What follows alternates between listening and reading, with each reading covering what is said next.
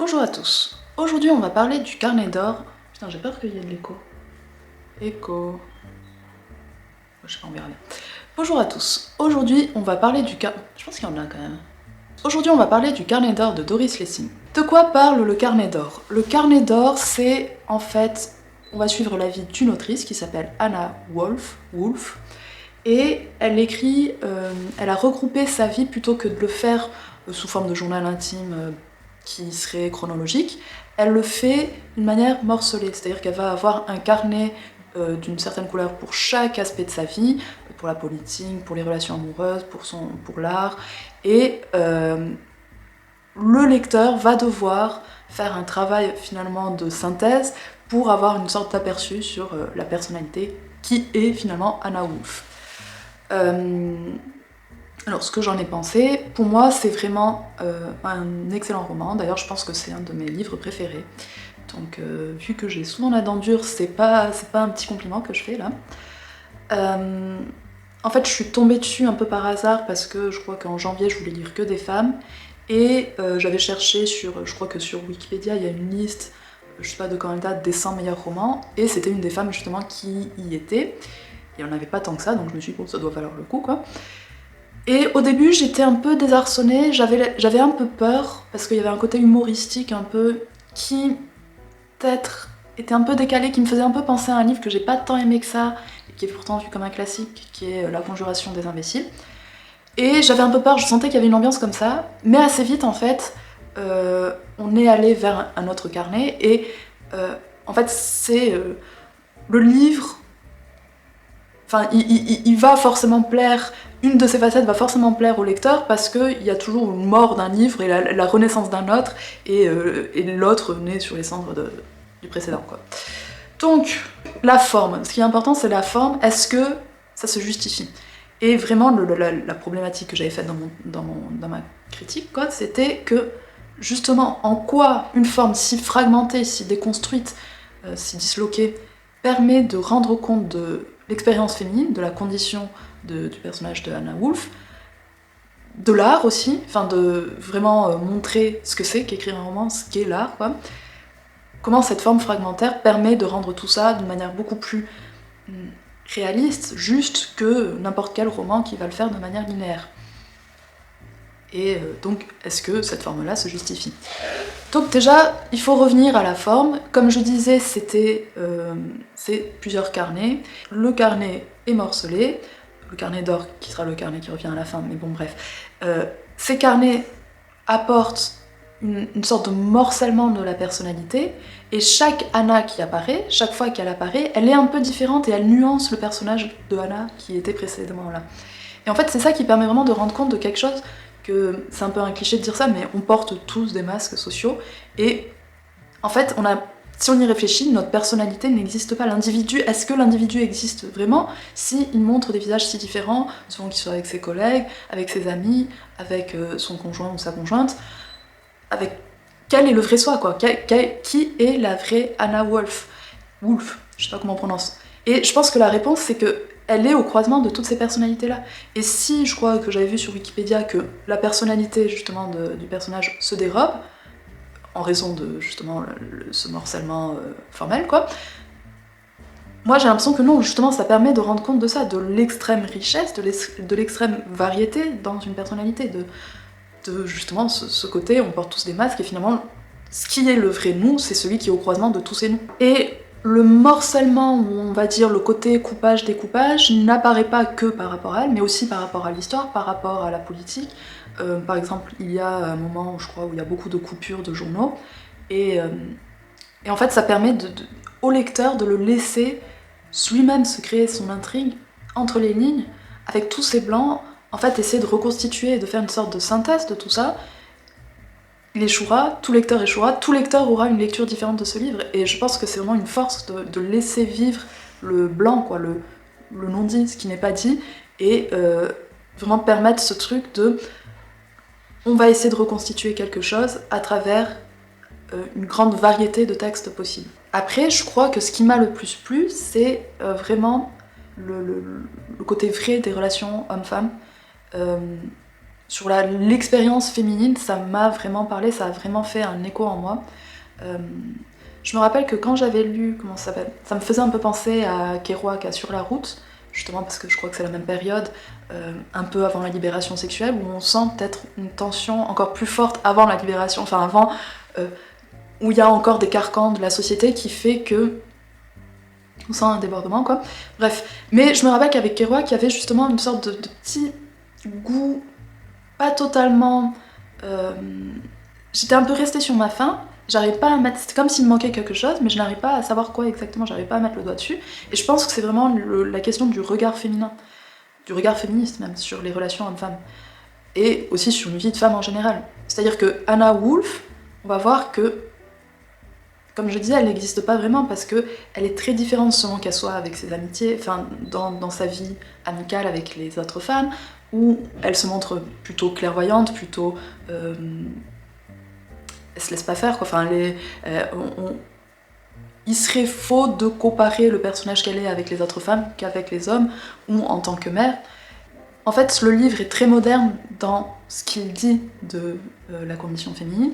D'ailleurs, s'il était sorti en 2025, je pense que...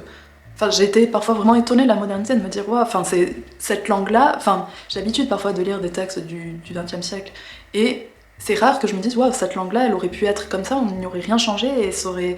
Enfin, voilà quoi, c'est pour moi vraiment une modernité, aussi une liberté de ton.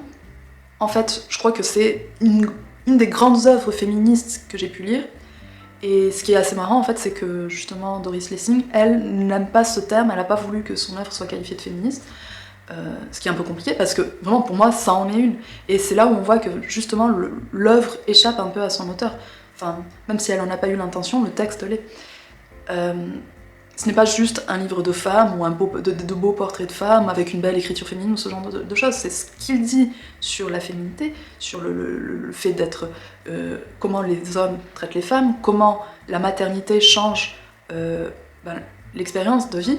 À un moment, par exemple, le personnage de Janet, qui est la fille de Anna, s'en va, la laisse seule chez elle, et elle dit quelque chose comme... j'ai l'impression de n'avoir jamais eu d'enfant une fois qu'elle part, et c'est si simple, mais en même temps c'est si vrai, c'est si juste, et je sais que comme ça, c'est beaucoup mieux écrit que ce que je dis là, et c'est pour ça que j'échoue, je sais que j'échoue lamentablement à exprimer vraiment ce que j'ai ressenti lors de ma lecture, mais il y a une grande simplicité qui rend justement quelque chose de très vrai. Ça fait pas... Enfin, je crois que c'est vraiment rare que des livres comme ça me rappellent un peu ce que c'est l'amour maternel, l'amour avec les hommes ou ce genre de choses, aussi justement, quoi. À chaque fois je me disais mais c'est ça, c'est si vrai, c'est si juste, quoi, et c'est vraiment, à chaque page j'ai souligné des milliers de passages, si bien que j'en ai relevé finalement aucun parce que j'arrivais pas à faire le tri, quoi.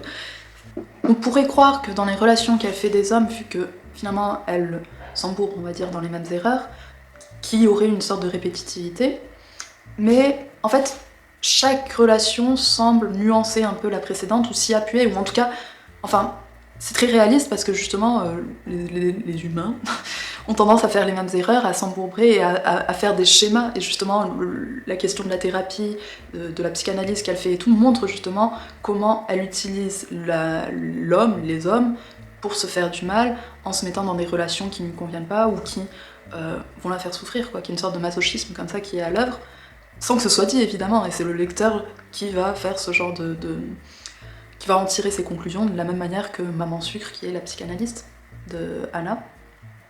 Et ça montre aussi en fait comment il y a la femme, il y a la mère, il y a l'épouse, l'amante, et que à chaque fois il est impossible que ces facettes se retrouvent, que dès que il y en a qui entrent dans la sphère de l'autre, la mère qui rentre dans la sphère du couple ou ce genre de choses, il y a un conflit qui se fait.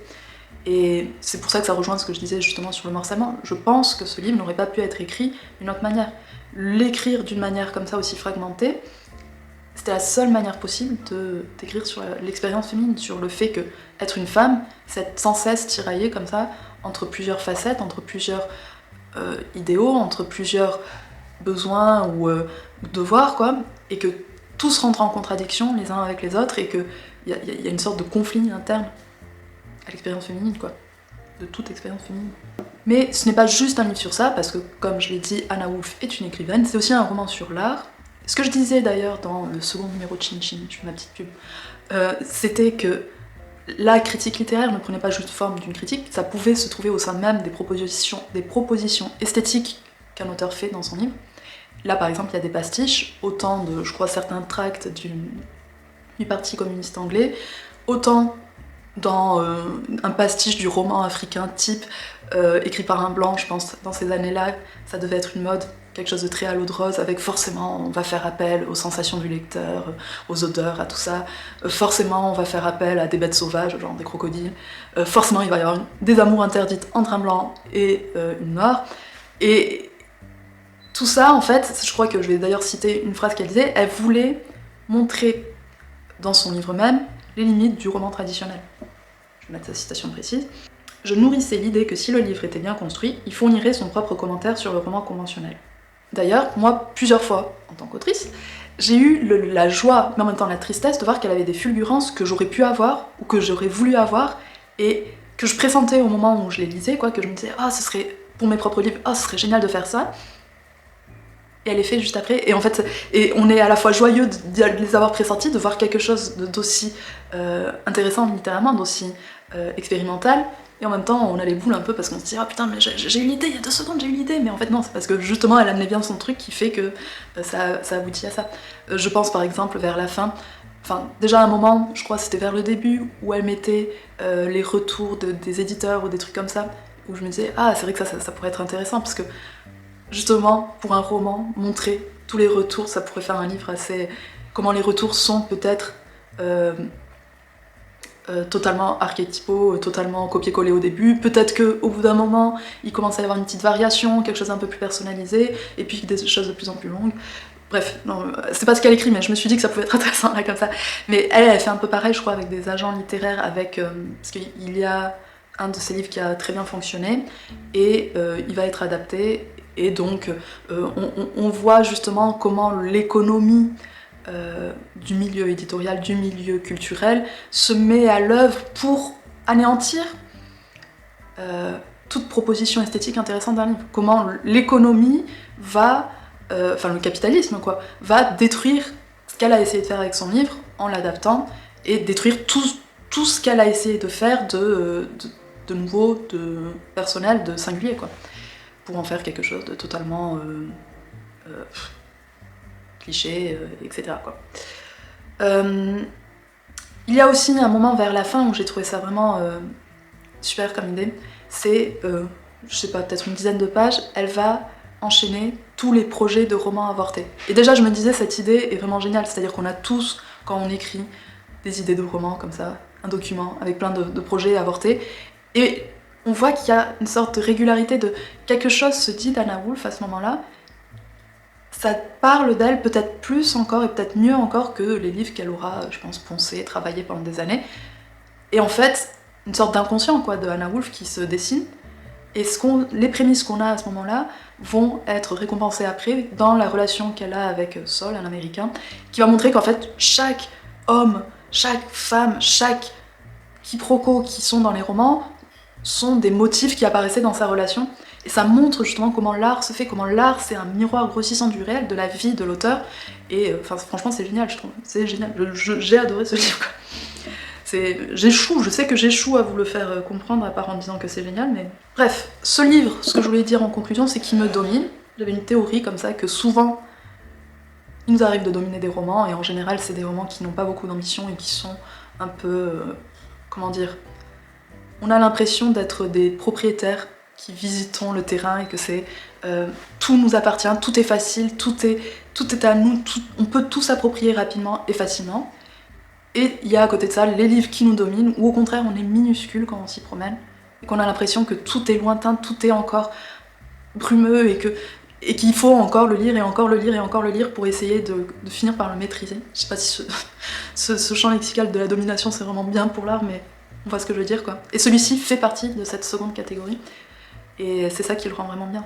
Je pense que à chaque fois je ressens une sorte de tiraillement quand je finis des livres comme ça, où à la fois j'ai envie de partager ça, j'ai envie d'exprimer à quel point ça m'a plu d'être prosélyte presque, et à côté de ça, non, j'ai envie égoïstement d'y repenser, C'est un peu une sorte de petit lieu secret que j'ai aimé et que je suis triste d'avoir terminé, quoi. C'est rare qu'un livre provoque autant de choses en moi, autant d'écho, et que je comprenne que c'est ce vers quoi j'aspire.